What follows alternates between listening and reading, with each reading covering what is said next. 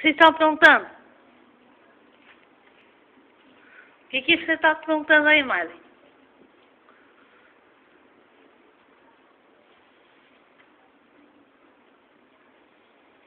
Isso é a cara de quem estava aprontando, é?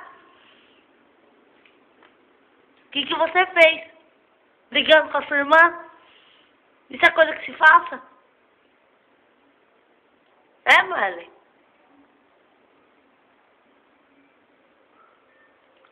Daí fica com essa cara triste aí? Arrastando a bunda? É isso? É bonito ficar mordendo sua irmã?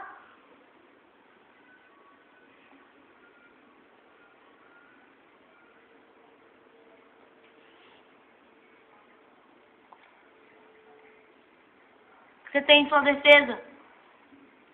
Cão. Vai chorar? Vai chorar?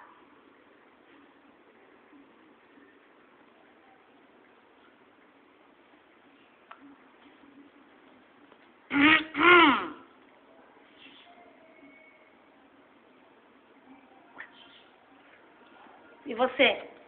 O que você fez? Devia estar cagando e andando aí. Um pouco me ferrando pra isso, rapaz. O que você fez, Edvício? O que você fez? Não vai pedir desculpa, não? Não vai pedir desculpa? Não, não vai. A filha rebelde mesmo.